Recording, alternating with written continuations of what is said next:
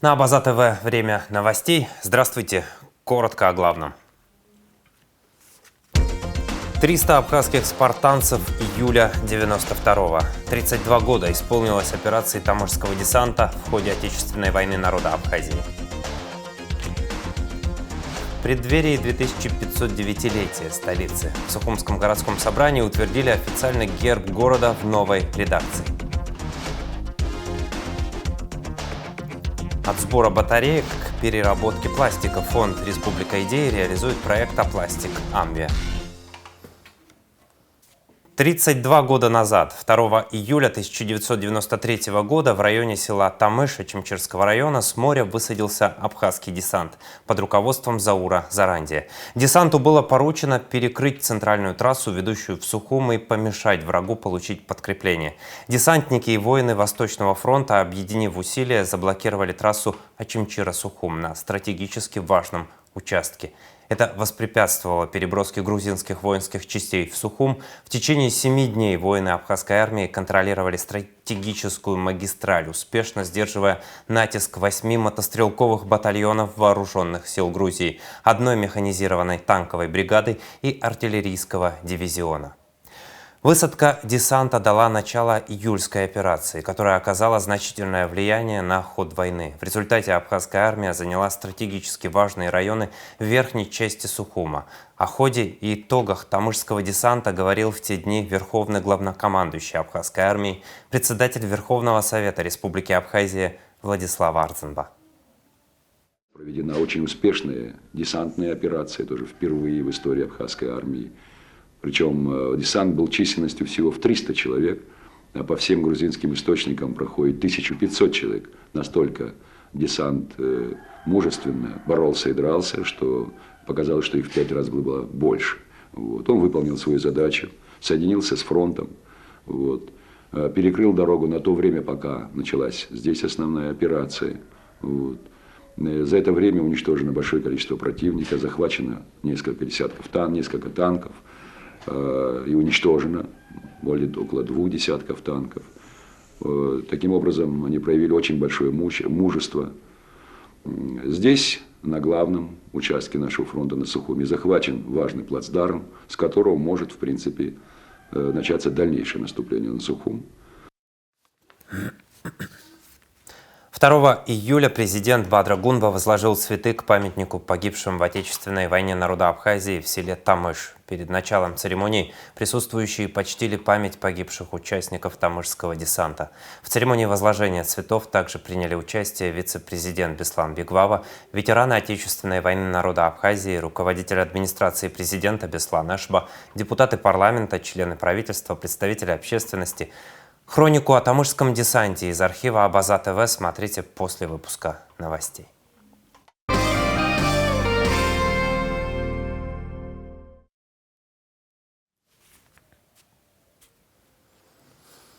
Президент Абхазии Бадра Гунба увеличил размер 3 государственных премий имени Георгия Дзидзария до 200 тысяч рублей каждая. Соответствующий указ глава государства подписал 1 июля. Ранее размер премии составлял 100 тысяч рублей. С просьбой рассмотреть возможность увеличения размера премии имени Дзидзария к Бадре Гунба обратился президент Академии наук Зураб Джапуа на встрече с главой государства 25 июня. Президент поддержал инициативу. Следует отметить, что премия имени Георгия Дзидзария не повышалась с 2017 года.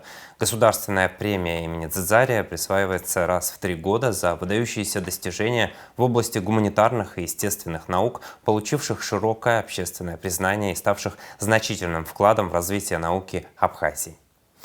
Парламентские вести. Обсуждение возможности использования искусственного интеллекта в сфере развития, сохранения и популяризации абхазского языка, государственного языка Республики Абхазия, стало темой расширенного заседания профильного комитета Народного собрания под председательством депутата Инара Сацба. В работе заседания приняли участие депутаты и эксперты в области языковой политики и цифровых технологий Леван Мика, Ливан Лагула и Ахра Арста. Участники отметили, что в условиях стремительного развития технологий, цифровизации цифровизации общества, внедрение современных решений на основе искусственного интеллекта может сыграть большую роль в укреплении языкового пространства Абхазии. Приглашенные эксперты рассказали об опыте деятельности в данном направлении и поделились своими идеями и планами, которые можно осуществить в нашей стране. В рамках дискуссии были рассмотрены перспективы создания специализированных программно-технических решений от онлайн-переводчиков и систем распознавания речи до инструментов автоматического перевода текстов и аудио-видеоматериалов. Особое внимание было уделено вопросу перевода на абхазский язык художественных и мультипликационных фильмов, что открывает широкие возможности для популяризации языка среди молодежи. Председатель комитета Инар Сазба подчеркнул необходимость разработки комплексной стратегии по интеграции искусственного интеллекта в языковую политику страны. По итогам обсуждения было предложено обратиться в профильное министерство и ведомство с предложением о включении проекта цифровизации абхазского языка в государственные программы образования и его финансирования. В Сухумском городском собрании обсудили ряд значимых вопросов. В их числе утверждение официального герба города в новой редакции, налоговая инициатива в отношении иностранных граждан, а также изменения в положении о присвоении звания «Почетный гражданин города Сухум». Подробности в репортаже Заура Кварчи. Одним из главных вопросов повестки заседания стало утверждение герба столицы в новой редакции. Согласно пояснению председателя Горсобрания Дмитрия Осия, с момента утверждения герба в 1998 году изменились нормы геральдики и правовая база. Принятое решение не меняет сам символ, а лишь приводит документы в соответствие с современными требованиями. Также запланировано создание эталонного герба, который будет передан на хранение в администрацию города. Как вы знаете, герб города Сухум был принят в 1998 году, однако с тех пор изменилась правовая база, а также подходы к оформлению официальных символов. Мы данным решением не вносим изменения, а лишь утверждаем герб в соответствии с действующими нормами и требованиями. Эта корректировка юридическо-технического характера направлена на то, чтобы привести все в надлежащую форму. Мы сохраняем преемственность и уважаем историческое решение. Еще одно решение собрания касается иностранных граждан, осуществляющих трудовую деятельность на территории Сухума. Установлен ежемесячный сбор 5000 рублей. Мера направлена на выравнивание условий для местных жителей и иностранных работников. Налоговых отчислений ни в республиканский бюджет, ни в местный бюджет данные иностранные граждане не производят. Этот дисбаланс немножко некорректный по отношению к нашему местному населению и государству в целом. Мы много думали, как его исправить. Конституция, а именно в частности 80-я статья, позволяет нам принимать местные налоги и сборы. Ежемесячный сбор в размере 5000 рублей. Откуда взялась эта сумма? Она не случайная. У нас есть закон о системе налогообложения в виде специального налога на отдельные виды деятельности. Он предусматривает проведение текущих ремонтных работ жилых и нежилых помещений как раз в размере 5000 рублей в месяц. Мы приравняли то, что должны платить наши граждане республики, к сумме, которую должны будут платить мигранты за свою работу.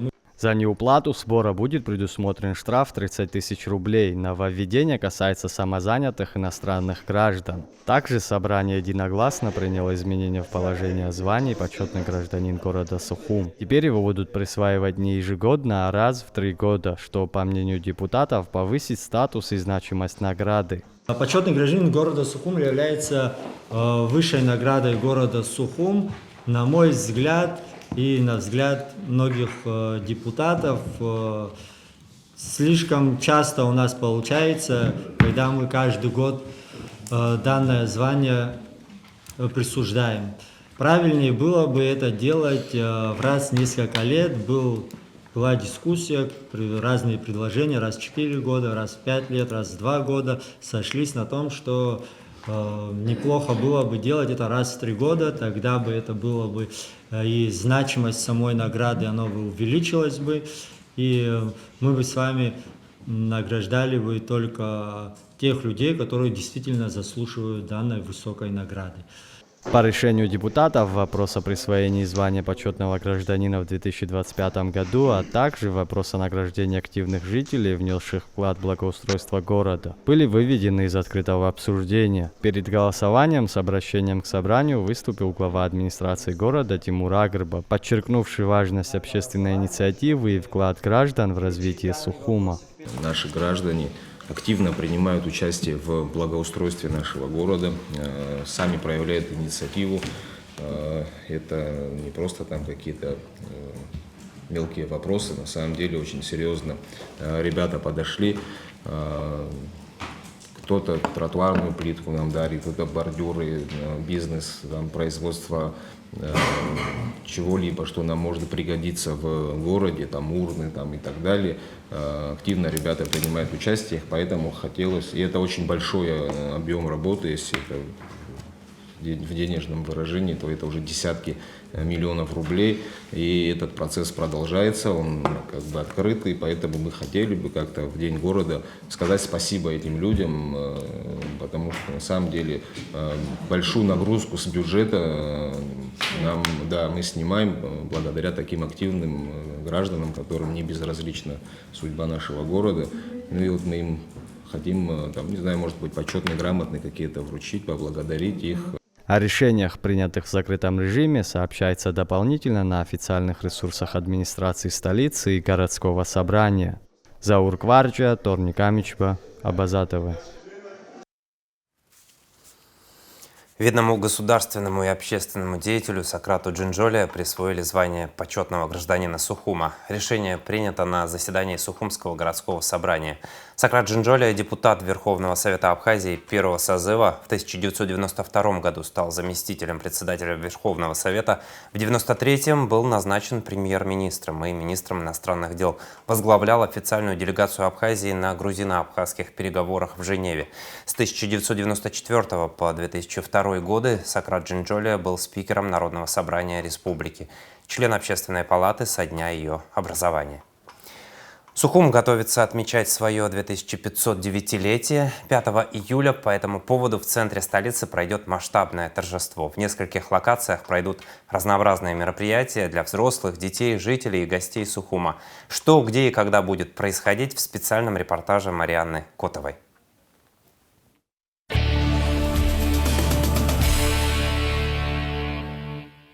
Каждую первую субботу июля Сухум отмечает День города. В этом году торжество приходится на 5 июля. 2509 лет отмечает столица Абхазии. За это время Сухум испытал на себе влияние разных империй и культур. Все, что мы видим вокруг себя сейчас, это сплав совершенно разных традиций. Чтобы подчеркнуть все это богатство, администрация города Сухум подготовила масштабные мероприятия, которые напоминают нам о нашей истории. А для молодежи подготовлены мероприятия, которые будут их развлекать и напоминать о том, в каком великолепном месте мы живем. Здесь, на территории Сухумского подворья, пройдет концерт детских танцевальных и вокальных коллективов Абхазии и России.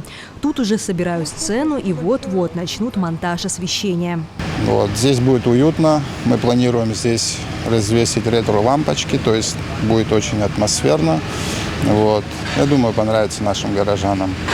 Концерт наш называется «Мой Сухум».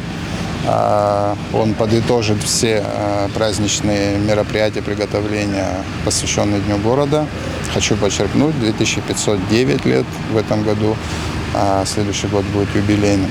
На этом месте концерт проведут не впервые. В День защиты детей сцена была также установлена в зеленой зоне. После концерта тут пройдет квиз. По завершению концерта, значит, здесь будет организован квиз. Наша молодежь очень любит. Группа ребят к нам обратилась, мы с удовольствием приняли. И по завершению в 22:00 после праздничного салюта молодежь здесь может посостязаться между собой. В организации торжества принимают участие все отделы столичной администрации. Как говорит мэр Сухума, ведутся также работы по благоустройству центральной части города. Все управления в администрации города Сухум, это управление образования, здравоохранения, культура, спорт, все по своим направлениям, работают. будет задействована, конечно, милиция. Мы сейчас хотим немного подрезать пальмы, привести их в более такой опрятный вид, так скажем. Значит, по городу идут практически, вы, наверное, наблюдаете, везде работы, но мы не завершаем ко дню города, мы только их начинаем. А на площади имени Сергея Багапш прямо вокруг фонтана организуют настоящее интернациональное застолье с бычком на вертеле и котлами сайладж, итальянской пастой, тирамису, окрошкой и абхазскими сладостями. Так пройдет гастрофестиваль.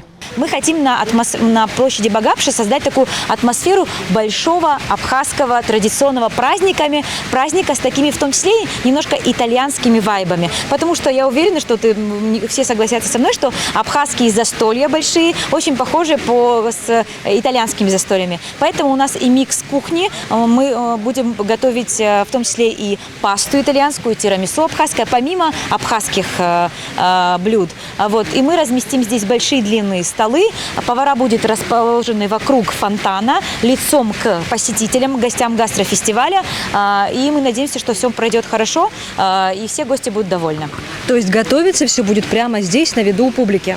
Да, именно так. Чтобы избежать столпотворения, организаторы продумали систему пригласительных. Их можно будет получить совершенно бесплатно на 3 стойках, расположенных с 3 точек подхода к площади. Мы придумали такую фишку, что мы превращаем людей, прогуливающихся по набережной, именно в гостей гастрофестиваля. Вы должны будете получить пригласительный билет. Это будет с 3 точек, да, 3 подхода к площади, вот с этой улицы, с одной стороны Сухумской набережной и с другой стороны. То есть нужно будет подойти к специальным стойкам с волонтерами, получить билет, то есть это ваше приглашение на гастрофестиваль. И с этим билетом вы уже получите буйвола, айладж, тирамису или все то, что в нашем меню в этот день. В гастрофестивале примут участие 15 поваров из Абхазии и России. По словам одного из организаторов, шефа ресторана «Леон» Шамиля Кылыч, мероприятие позволит местным поварам повысить свой уровень и завести полезные знакомства с коллегами из-за рубежа.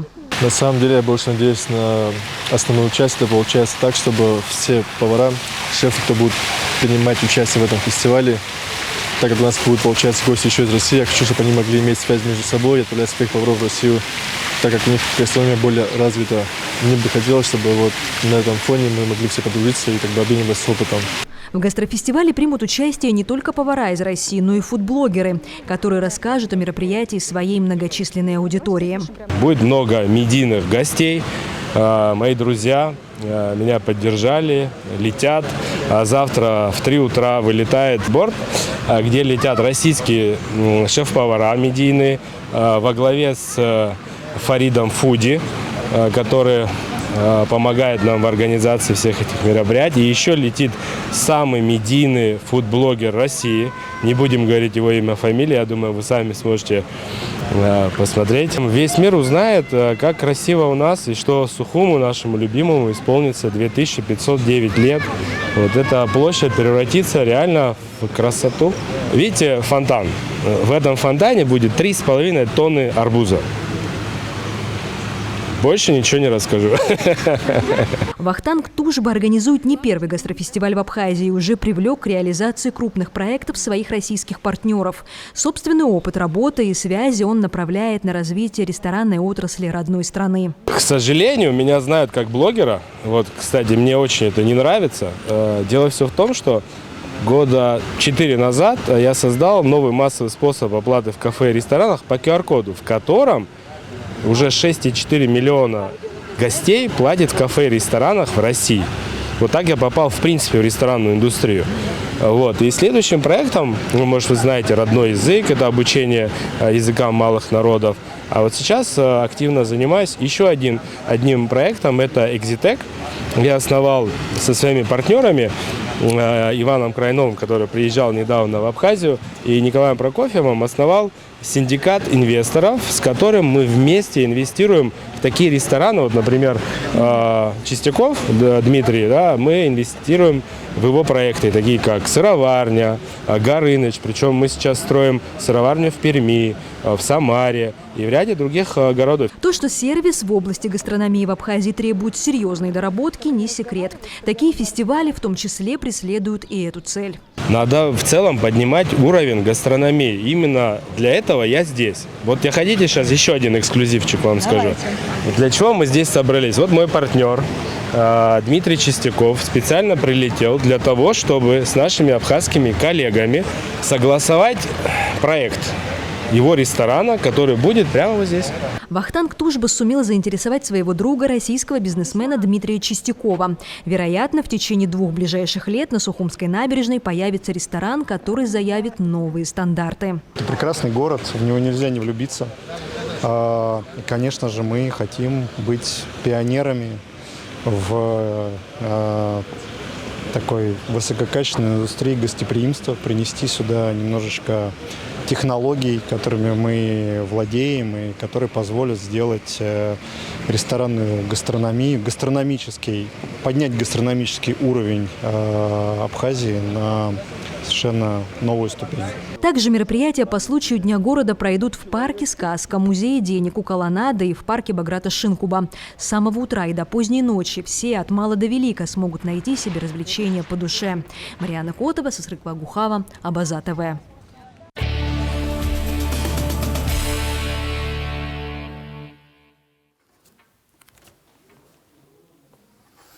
Экспозиция Банка Абхазии была представлена в июне на международной нумизматической выставке в Гонконге. В рамках выставки прошла презентация новой абхазской банкноты 50 абсаров, выпуск которой ожидало большое количество участников и гостей из разных стран мира.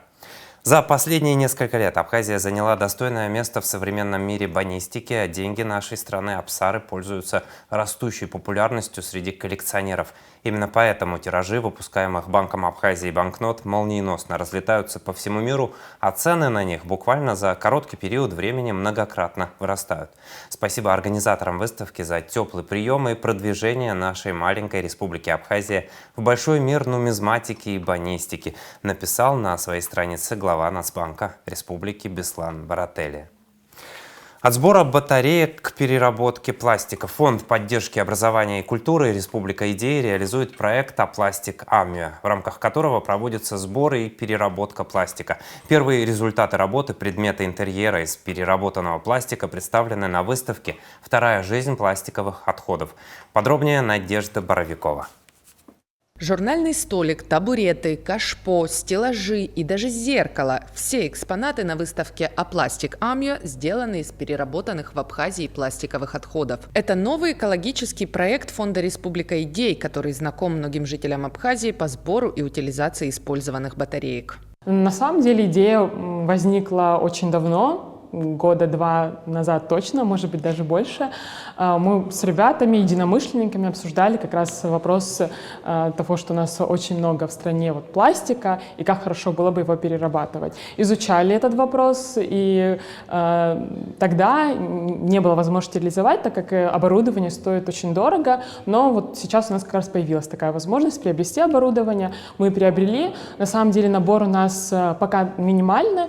Что мы можем делать? Измельчать определенный тип пластика, его плавить и из расплавленного пластика отливать, скажем так, плиты. Максимальная длина 1,30 м на 1,30 м. Небольшой цех по переработке пластиковых отходов открыли в Галском районе. Сдать твердый пластик на переработку может любой житель Абхазии, но нужно быть внимательным, не каждый пластик подходит.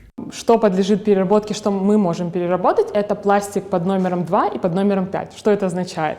Это номер 2, это, например, крышечки от бутылок, это упаковка от молока, которая пластиковая именно. Номер 5 это немного более плотный пластик, например, упаковка от бытовой химии. Это номер 5, она нам прекрасно подходит. Это указано обычно под крышечкой или на крышечке, например, есть такой треугольник, и там написана цифра. На выставке представлены пластиковые плиты разной толщины и цвета. Многие гости восприняли их как объекты современного искусства. И да, безусловно, ими можно украсить интерьер, но из этих же плит можно сделать и что-то функциональное. Тут можно увидеть разные предметы интерьера, которые мы сделали сейчас, как черновой пробный вариант того, что можно делать вообще. Тут достаточно такой обширный стенд, стеллаж, например, столик, тумба под проигрыватель, вот и так далее. То есть со всем этим можно ознакомиться, прийти, посмотреть, потрогать, увидеть, что пластик — это, в принципе, да, очень прочный, надежный материал, который можно использовать как просто в интерьере, так и как нечто такое дизайнерское, уникальное. Все предметы интерьера, представленные на выставке, выполнены с использованием цветного и белого пластика. Но плиту можно сделать и однотонной. Просто для этого нужно собрать очень много пластика одного цвета. Среди пластиковых отходов чаще других встречается белый цвет, поэтому им и разбавляли цветной пластик в рамках творческого эксперимента Республики идей. Из однотонного пластика удобно делать продукцию небольших размеров. Это брелочки, и они делаются совершенно по другой технологии, то есть есть специальная форма, в которую заливается пластик, потом они прессуются, и вот так вот они в принципе получаются. Можно сделать также любые формы, любые надписи, вот просто прийти в цех со своими крышечками и прямо на месте сделать. Сегодня Республика идей не продает предметы интерьера из переработанного пластика, хотя, возможно, в будущем руководители проекта и организуют индивидуальное производство по предзаказу. Основная цель проекта – образовательная. Мы в рамках проекта провели лекции в школах, рассказываем школьникам о том, как вообще обращаться, да, с твердыми бытовыми отходами и как важно собирать пластик, его перерабатывать, и что вообще можно из этого всего делать. Также мы возили детей как раз к нам в цех, в ГАЛ, проводили им экскурсии, мастер-классы, и как раз они отливали вот эти брелочки, приносили крышечки свои, отливали брелочки, забирали с собой. Вот. Мы также сейчас объявили конкурс среди школ на сбор вот крышечек, и школы, которые победят, получат от нас ценные призы. Выставка «Пластик Амьо» продлится до 6 июля. И кроме того, что любой желающий может сдать свои отходы на переработку, каждый вечер в 18:30 здесь проходят лекции и кинопоказы. Дополнительную информацию можно найти на странице фонда в Инстаграм. Надежда Боровикова, Валерий Квиквискири, Абаза ТВ. В 2024 году в аппарат уполномоченного по правам ребенка в Абхазии поступило 104 заявления. Это на 39 больше, чем годом ранее, заявила детский омбудсмен Мактина Джинжолия на пресс-конференции на абхазском телевидении. Обращения поступали из всех районов республики. Джинжолия добавила, что около 80% случаев были успешно разрешены. В предыдущем и настоящем отчетных периодах мы не можем сказать о 100% успешном завершении всех проблем заявителей, ввиду наличия проблем системного характера, которые выступают преградой, отметила она. Почти 42% заявлений связаны с фактами насилия. Число таких нарушений снизилось на 3,1% по сравнению с 2023 годом. Особую озабоченность вызывает тот факт, что подобные ситуации часто остаются вне публичного обсуждения в силу существующих социокультурных установок, подчеркнула омбудсмен. Также были заявления, связанные с нарушением прав ребенка жить и воспитываться в семье, невыплатой алиментов, отсутствием необходимых документов, нарушением права на получение образования. В серии интервью «Новое время» в лицах вы знакомитесь с талантливыми личностями нашего времени, занятыми в самых разнообразных сферах жизни. Каждый гость – это история и пример работы над достижением поставленных целей. Герои проекта, как начинающие специалисты, так и уже состоявшиеся в своей сфере эксперты, в третьем выпуске интервью Арианы Авицбо, экономиста-предпринимателя.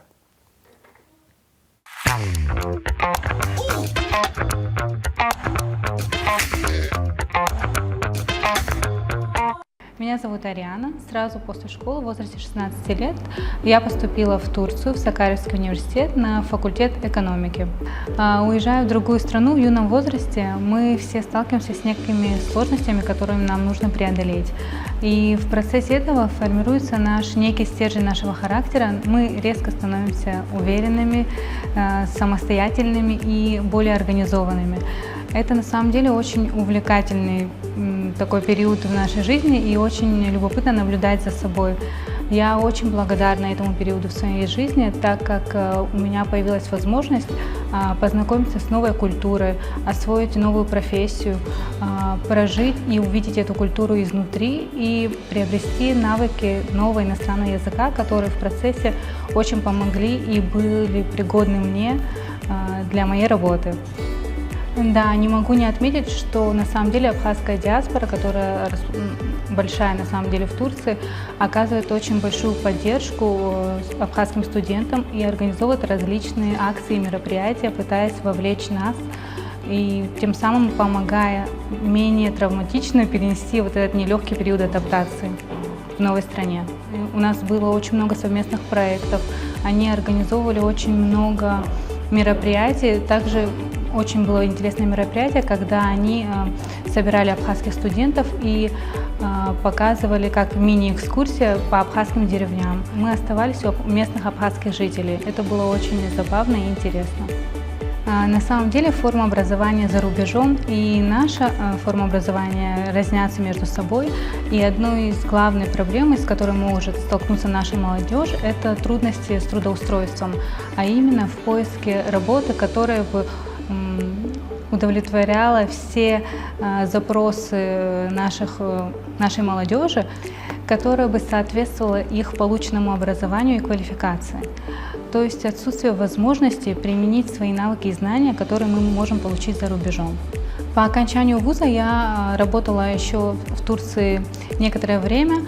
На самом деле адаптация в Турции и адаптация в Абхазии мне далась менее травматично, можно сказать, в Абхазии, потому что все-таки в Турции другой менталитет и другие люди, и коммуницировать со своими мне намного комфортнее и приятнее в работе. По возвращению домой я не столкнулась с проблемой трудоустройства, я начала свою деятельность в банковской сфере, то есть это и есть моя профессия, я решила попробовать себя в ней. 4 года я проработала, это были замечательные 4 года, я набралась бесценного опыта, у меня был замечательный коллектив, у меня не было сложностей влиться в работу и в коллектив в целом. Но сейчас я вижу себя больше как индивидуального предпринимателя и хотелось бы создать такой продукт, который больше бы раскрыл мой личный потенциал и был бы полезен еще и для общества. В дальнейшем я бы хотела продолжать свою деятельность в ресторанном бизнесе и считаю, что у молодежи есть огромный потенциал в этой сфере.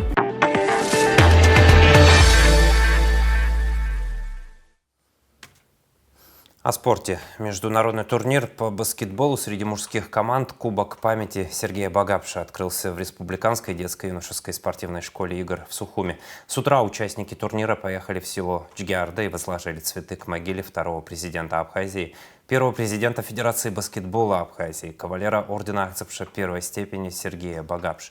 Они также почтили память погибших участников Таможского десанта. В первой половине дня состоялся первый матч турнира между командами Сухум и Славянск. На торжественной церемонии открытия турнира присутствовали спикер парламента Лаша Ашуба, вице-премьер, исполняющий обязанности председателя Госкомитета по делам молодежи и спорту Тарач Хагба, министр просвещения Хана Гунва.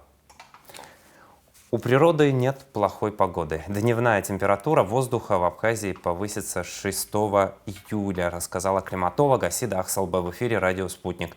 С 1 по 3 июля в Приморской зоне и в горах ожидаются дожди, но сильного похолодания не будет, добавила она. Уже в первой декаде июля ночные температуры начнут повышаться, установится более устойчивая жаркая погода. Во второй половине месяца возможны ураганные ветры и ливни. И сейчас о погоде подробнее.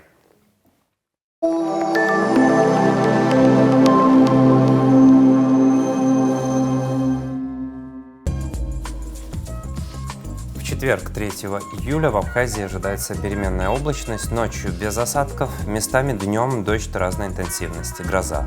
Атмосферное давление пониженное, ветер слабый и умеренный. Температура воздуха ночью от 12 до 17, днем от 19 до 24 градусов. Температура морской воды 23 градуса, волнение морской воды слабое и умеренное, относительная влажность воздуха от 50 до 70%.